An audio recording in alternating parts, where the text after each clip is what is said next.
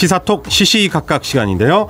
김현 국민의힘 서구을 당협위원장 그리고 최영선 더불어민주당 싱크탱크 민주연구원 부원장 모시고 이야기를 나눠보겠습니다. 안녕하십니까? 안녕하세요. 네, 국민의힘과 더불어민주당 오래간만에 손잡는 모습을 보여줬다는 이야기가 나오는데 이 청취자분들에게 어떤 분위기인지 말씀을 해주시죠. 제가 먼저일까요? 네. 네.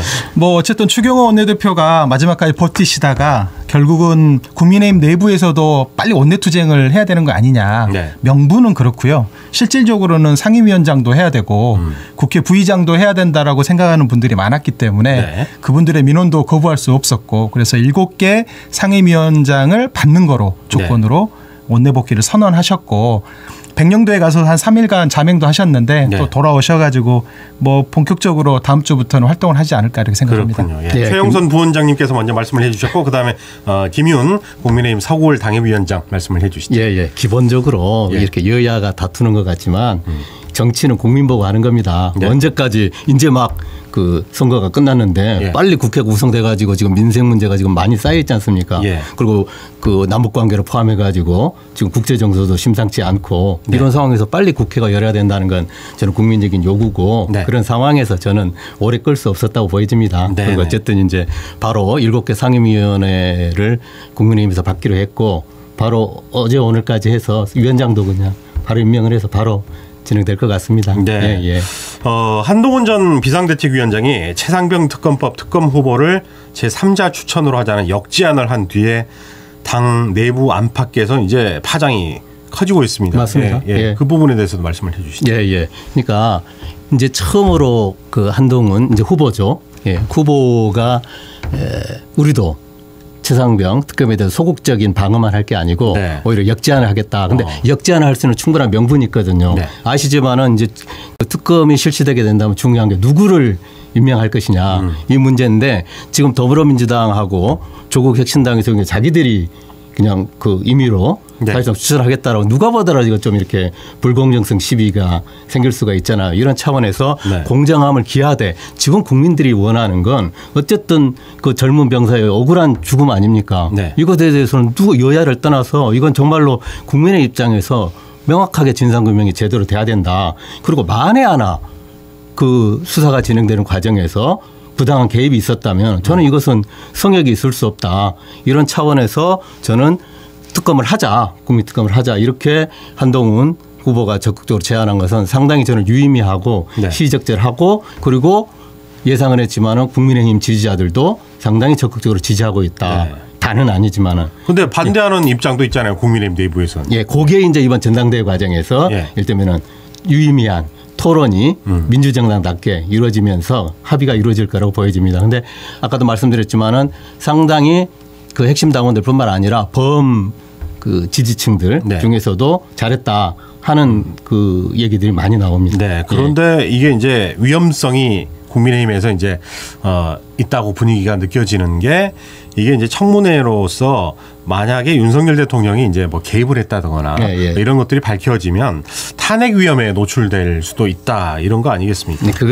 뭐 그거는 결국 전륜이라고 이렇게 사실 지금 몰리고 있지 않습니까? 그러니까 뭐 이제 뭐 창업 공신들은 지금 난리가 난 상황이죠. 반윤을 뛰어넘은 전륜.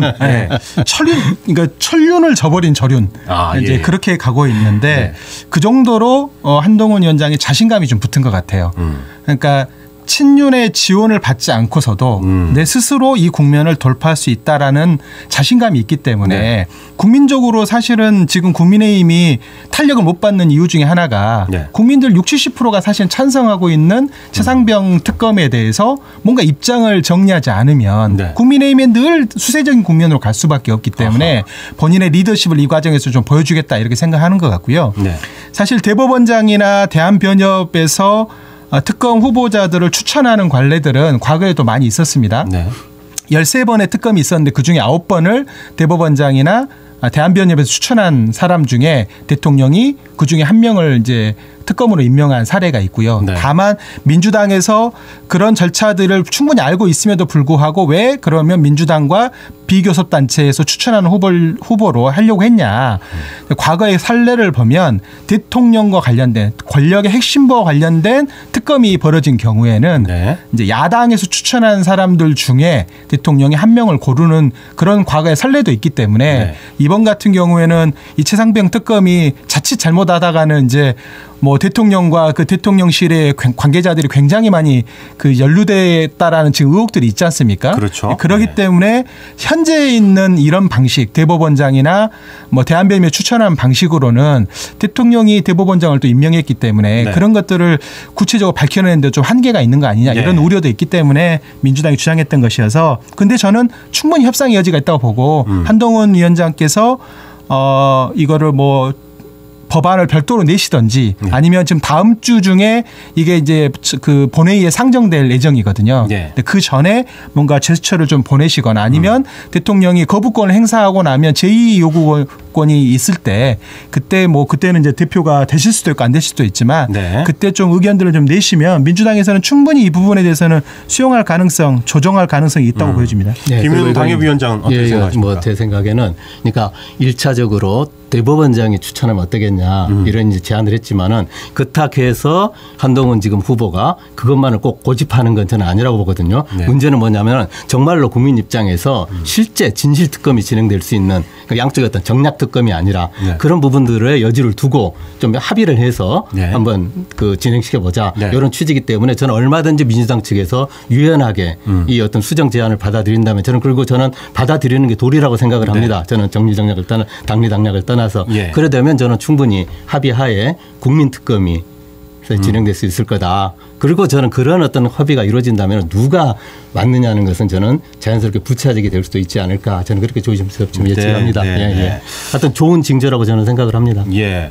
근데 어떻게 보면 이제 한동훈 전 비상대책위원장이 물론 최상병 이 사망에 대한 의혹은 한 점 부끄러움 없이 이렇게 밝혀내야겠지만 전륜 그러니까 이 승부수를 던지지 않았냐, 치고 나가지 않았냐 이런 생각이 들거든요. 그것에 대해서는 어떻게 네, 그런데 이제 조금 그 놓치고 있는 부분이 뭐냐면요. 예. 실제로 국민의힘 내부 예. 그리고 지지층에서는 반윤은 있을 수가 없습니다.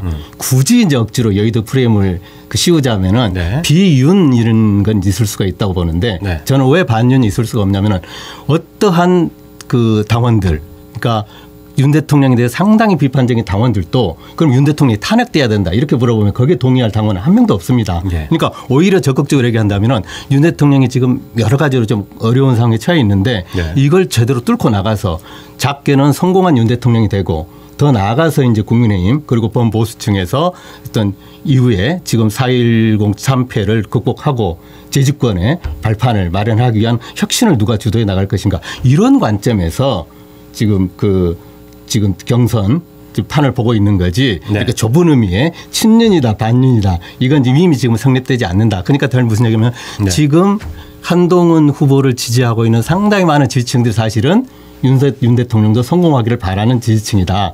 근데 뭐냐면 그 방법론에서 차이가 좀 있습니다. 무조건 윤 대통령을 지지해서는 안 되고 오히려 지금 시점에서는 적절한 한동훈 후보의 표현대로 하자면 사실상의 실질적 수평적 정당 관계, 당정 관계 네. 이게 이루어져야 윤 대통령도 좋고 국민의힘도 살고 재집권도 가능하다 이렇게 생각하는 당원들이 많기 때문에 지금 지지율이 높은 거다 이렇게 보는 게 합리적입니다. 그러니까 네. 한동훈 전 비대위원장은 동료 시민의 목소리에 귀를 기울이는데 네. 용산에서는 동료 시민들의 목소리에 귀 기울이는 것을 전륜으로 보고 있는 거란 말이에요. 네. 그리고 용산의 목소리를 잘 이해하고 관철할 수 있는 사람만이 이제 대통령과 이른바 동반자 관계를 형성할 수 있을 거라고 보고 이견을 제시하거나 아니면 아니다라고 얘기하게 되면 바로 전륜으로 몰아가 버리니까 이게 사실 한동훈 비대위원장이 본인이 친윤이다 반윤이다 전륜이다 이런 표현을 안 했거든요. 안 했죠. 안 했는데 이미 그런 상황이 아니라니까요. 아닌데 용산과 그 관계자들이 등장해가지고 옛날로 따지면 윤핵관 호소인처럼 누군가가 등장을 해서 지금 한동훈이 가는 길은 윤석열과 가는 길이 아니다.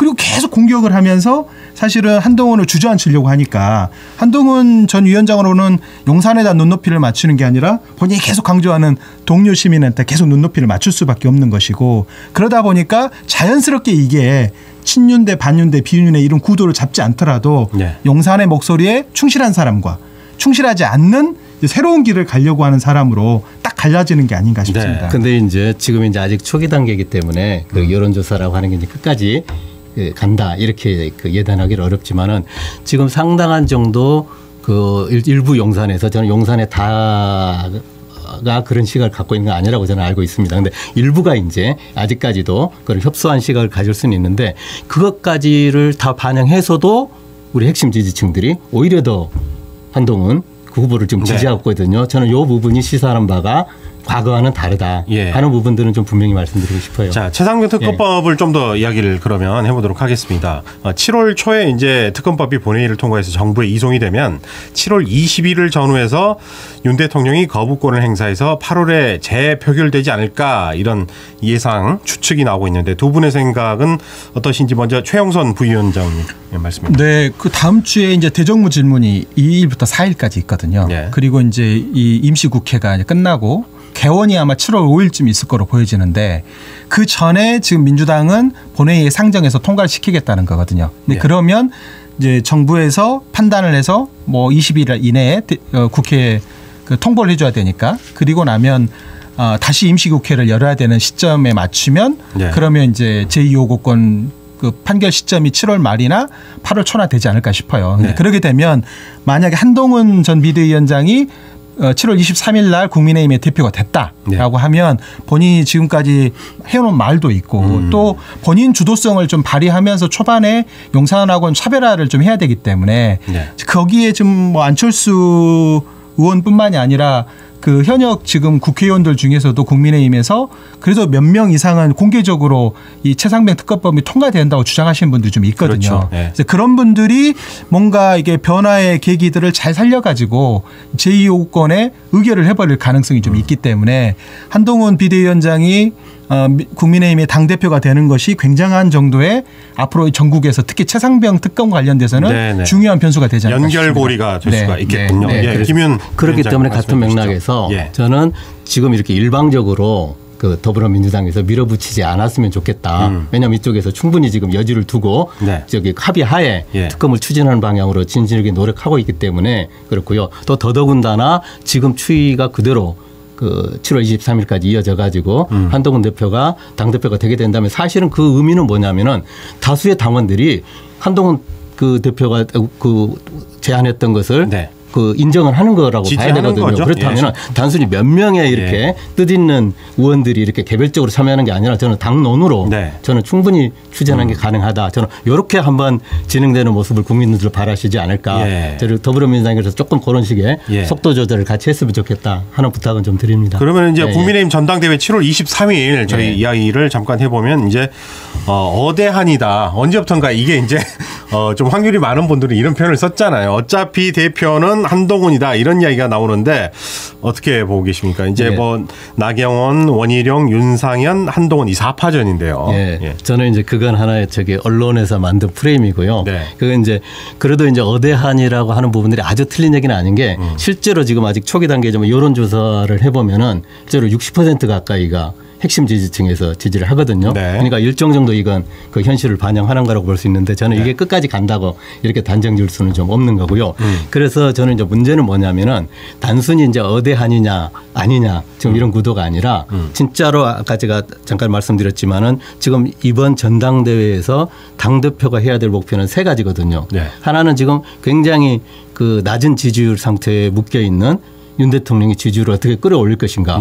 저는 이 과제가 있어야 되는 거예요. 왜냐하면 좀 모든 것들의 지금 원인이 뭐냐. 윤 대통령의 지지율이 이렇게 20%에 묶여 있음으로 인해 가지고 사실은 더 지금 더불어민주당 일방 독주도 더 파워가 실리는 거거든요. 그래서 지지율을 끌어올려야 되는 거고 또 동시에 두 번째 과제는 어떻게 지금 추락한 국민의힘의 위상을 끌어올릴 것인가. 즉 그 혁신을 어떻게 추동해 나갈 것인가. 이것에 관한 게 있어야 되는 거고 당연히 이 결과로서 이후에 2026년에 진행될 지방선거와 그 2027년 대선에서 누가 보더라도 이제 이렇게 추세가 올라가는 네. 그런 하나의 상승 흐름을 만들어 나갈 것인가 이 과제가 있는 거거든요. 그래서 이런 과제를 중심에 놓고 봤을 때 결국은 저는 지금은 용산과의 관계 속에서 누가 더 가깝냐 이런 식의 이제 그 좁은 프레임 하에서 진행되는 것 같지만 실제로는 제가 말씀드린 요 방향으로 저는 이게 진행되게 될 네. 거고 그런 차원에서 저는 선의의 경쟁이 제법 적극적으로 이루어지게 될 거다. 네. 저는 그런 상황에서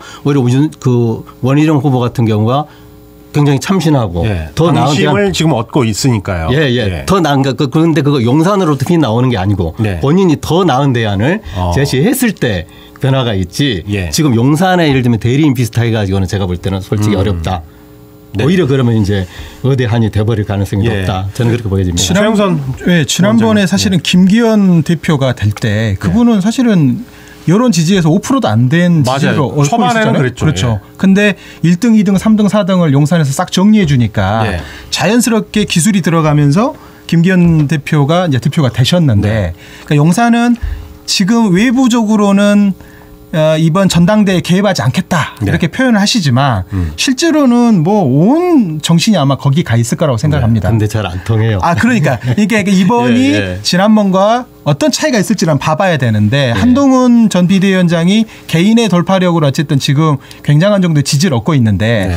과반수를 획득하지 않고 이제 1대1의 결선 투표가 이루어질 때를 대비해서 지금 용산에서 만약에 기술이 들어가기 시작한다면 네. 그런다면 이제 그 지금 2등, 3등 하는 후보들이 네. 결선 투표를 통해서 한동훈 그 위원장을 잡을 수 있지 않겠는가. 그래서 지금 시간이 한 달 좀 남았잖아요. 네. 한 달 한 25일 남았습니까? 실제 투표일이 7월 19일부터 시작이거든요. 그럼 그때가 사실상 끝나는 건 맞아요. 그러니까 한 25일 남았어요. 그래서 지금 뭐 이철우 예. 저 경북지사나 저 홍준표 시장께서 네. 윤 대통령의 생각을 읽고 나서 계속 그 한동훈 전 비대위원장을 공격하거나 네. 모욕 주거나 네. 혹은 꿀밤 주는 형태로 약간 외톨이처럼 만들어가는 전략들을 쓰시는 것 같아요. 네. 그러니까 당심이 윤심이 뭔가 한동훈한테 쏠려가지 않고 있다라는 걸 드러내면서 뭔가 이게 결선 투표까지 끌고 갔겠다라는 그런 작업들을 지금 하고 계시는 것 같은데 한동훈 비대위원장이 이제 사실 선제구 선빵을 잘 날리셨잖아요. 네. 이 최상병 특검을 놓고 뭔가 선빵을 잘 날리셨는데 네. 이제부터 뭔가 이렇게 기술들을 본인의 이제 정치력들을 보여주시면 저는 용산이 아무리 용을 써도 이게 안 될 거라고 생각하고 이제 이 과정에서 기술이 들어갔는데 뭔가 대응을 못 한다거나 리스크 관리가 안 돼 버리면 네. 한두 번 맞다 보면 결선 투표자가 아주 엎어지는 상황도 네. 벌어질 수 있다. 제 생각에는 네. 용산의 개입이 예전에 그 나경원 대표가 상당히 될 가능성이 높았는데 김기현 대표가 됐는데 네. 그때와 지금은 용산의 어떤 그 파급력이 좀 다르지 않느냐. 그리고 심지어 지지율도 역효과가 나기도 지금 하는 상황이거든요. 네. 심지어. 그러니까 이제 국민의힘 지지층이 역시 용산에 이제 힘이 빠지고 새로운 권력으로 나간 대로 전략적 선택을 하느냐? 네. 아니다. 국민의힘은 여전히 대통령 중심으로 지시하는 걸 잘 이행하는 그런 수준으로 머물러야 한다고 한다면 그럼 한동훈 지금 전 비대위원장의 지지가 네. 시간이 가면 갈수록 꺼질 가능성도 저는 있다고 네. 봅니다. 결선에서까지는 가는데 일단 결선에서 용산에 어떤 밀고 있는 후보에게 역전을 당할 가능성이 있다. 있죠. 그리고 지금 네. 나경원 그가 원희룡 단일화 얘기가 네. 나경원 의원이 뭐 팔짝 뛰고 있지만 밑에서는 그 얘기가 스물스물 지금 나오고 있거든요. 그래요. 물 밑에서 흘리면서 네. 여기가 친윤 후보들의 어쨌든 군이고 한동훈과 대결할 수 있는 누가 되든지 되기만 하면 1대1 구도에서 친윤이 뭔가 힘을 쪽으로 확 쏠리게끔 도와줄 거다 이렇게 네. 지금 만들고 있기 때문에 지금부터 이제 사실 한동훈 비대위원장이 전 비대위원장의 정치력을 보여줄 때가 아닌가 싶습니다. 예, 예. 네. 그래서 지금 저는 조금 작은 변수가 있다면은 결국 이제 한 3가지 정도로 보는데 네. 실제로 그 결선 투표까지 갈 것인가 하는 부분들이 근데 제가 지금 예측하라 하지만 조심스럽게 네. 어설프게 용산이 개입해 가지고는 오히려 역효과가 날 가능성이 객관적으로 있다. 네. 이런 도목이 이제 그 예. 전하고는 좀 다른 부분이고요. 예. 예. 그다음에 이제 두 번째로 제가 아까 강조한 대로 그래서 그런 맥락에서 보면은 실제로 어떻게 해야 결국은 이제 미래에 국민의힘이 어떻게 다시 주도권을 잡아나갈 수 있을 것인가 여기에 모든 당원들과 지금 지지층들의 관심이 있는 거거든요. 네. 이 대결에서 원희룡 후보가 됐든 나경원 후보가 됐든 네. 조금 더 이렇게 투지 있게 예. 제대로 된 걸 내놔야지 어떤 반전의 가능성이 있지. 네. 그렇지 못한 상태에서 용산 프레임에 갇혀가지고는 저는 네. 예, 오히려 지금 초반 대세가 갈 가능성이 객관적으로 높다. 제가 당협위원장이니까 네. 이건 제 개인 의견이 아니고 현재 흐름을 제가 반영해서 나름대로는 다소 네. 객관적으로 말씀드리는 겁니다. 듣고 계신 청취자분들이 이제 머릿속으로 정리가 잘 되셨을 것 같은데, 자, 민주당은 누가 당대표가 되면 좋을지, 그리고 또 이 상황을 어떻게 보고 있는지 먼저 최용선 민주연구원 부원장께서 말씀을 해 주시죠. 뭐 저희는 이제 다음 주에 후보 등록이 이루어집니다. 7월 네. 6일 날 후보 등록이 이루어지고 지금 전당대회 준비위원회에서 당대표를 어떻게 선출할 것이냐를 놓고 지금 시행 세칙들을 지금 만들고 있는 상황인데요. 네. 7월 6일까지 이재명 대표가 등록하시기 전에 네. 다른 분들도 좀 많이 좀 등록을 해 주셨으면 좋겠는데 네. 이 좋은 기회를 지금 계속 활용을 안 하려고 하시니까 좀 답답한 마음이 좀 있는데요. 누가 들러리 지금 하나평에 오른 이분이 좀 올라오고 있다더라, 의향을 갖고 있다더라, 그런 네. 분을 살짝 흘려주시죠. 아니 근데 그분들 흘리니까 그분들이 팔짝 뛰니까 안 한다고. 아니, 팔짝 뛰더라도 나는 이걸 들은 바가 있다, 이 정도는 말씀을 해 주실 수가 있지 이인영 않을까요? 의원께서 네네. 이게 이대로 가면은 좀 그렇고 네. 뭔가 본인도 대선 꿈도 있고 그러기 때문에 네네. 이번이 좋은 기회다 생각하고 주변에서 많이 추천을 하시나 봐요. 근데 이제 본인이 확답을 안 하고 있는데 네. 뭐 7월 6일까지 시간이 있기 때문에 그 안에 좀 생각들을 좀 정리하시는 시간들이 좀 필요한 게 아닌가 이렇게 생각하고 예. 다른 분들 중에서는 특별하게 거론되는 사람이 없을 네. 정도입니다. 예. 그럼 어차피 어대 인이에요. 예, 같은 그렇죠. 이시니까. 예. 자, 김윤 위원장께서는 예, 뭐 민주당 저는 이런 저는 네, 아주 말씀해 그냥 주시죠. 그 정략적으로 생각하면 네. 지금 그 이재명 네. 대표 일극 체제가 계속 가서 그건 완전히 그 확장성이 없이 그렇게 묶여버려라 예. 하는 생각도 뭐 없겠습니까? 저도 이제 묶여버려라 한다는 것은 그것을 바란다는 건데 예, 예. 어떤 그러니까 반사 이익을 노리고 계십니까? 결국에 이제 대선에서는 안 된다는 얘기죠. 아, 네. 예. 왜냐하면은 사법 리스크가 있기 때문에. 이미 이재명 후보는 제가 이렇게 그 절대 놓쳐서는 안 되는 게 어찌 보면은 상대편 후보가 가장 약체 후보였을 가능성이 저는 높다고 보여집니다. 그때 당 윤석열 후보가. 예. 그 최약체 후보한테도 진 거거든요. 그런데 예. 더더군다나 지금 확장성이 없이 거의 그냥 본인이 그 김대중 민주당으로부터 완전 일탈된 그런 어떤 이제 사실상의 그 어떤 독재당이 된 건데 네. 일극체제가 된 건데 이런 상황에서 어떻게 저기 대선에서 확장을 해서 이길 수 있겠다. 저는 거의 사실상 불가능하다. 이런 네. 차원에서 말씀드리는 거고요. 그래서 저는 뭐 하냐면은 단순히 둘러리 개념이 아니고 저도 이제 뭐 이인영 그 의원이 생각 있다는 얘기도 듣고 또 옛날 다 뭐 우리 그 운동권 출신 중에 모르는 사이도 아니거든요. 저도 제가 볼 때는 좀 용기를 내서 네. 나왔으면 좋겠다. 네. 이거야말로 지금이야말로 그 당리 바라는 바다? 아니 성패를 떠나서 예. 아니 대한민국의 지금 민주주의 발전을 위해서라도 본인이 저는 좀 과감하게 했으면 좋겠다. 네. 근데 이제 본인은 둘러리 서기 좋겠어요. 예. 그래서 이제 거리 하는 건데.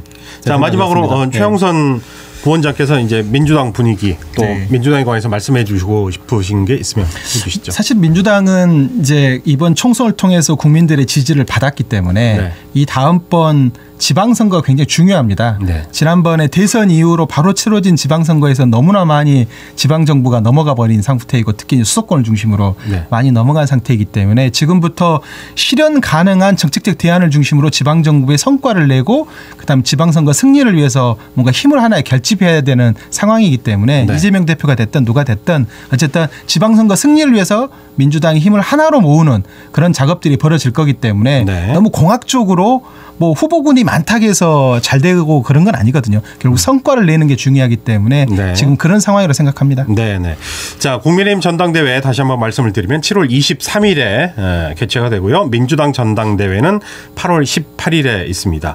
오늘 두 분 나온다고 하니까 제가 의상에도 신경을 썼어요. 파란색과 빨간색을 피해서 분홍색으로 입고 나왔습니다. 예. 오늘 두 분 말씀 정말 감사의 말씀드리고요. 또 다음에 뵙도록 하겠습니다. 고맙습니다. 감사합니다. 언제 어디서나 내 손 안의 뉴스. 광주 MBC 뉴스 유튜브 구독으로 함께하세요.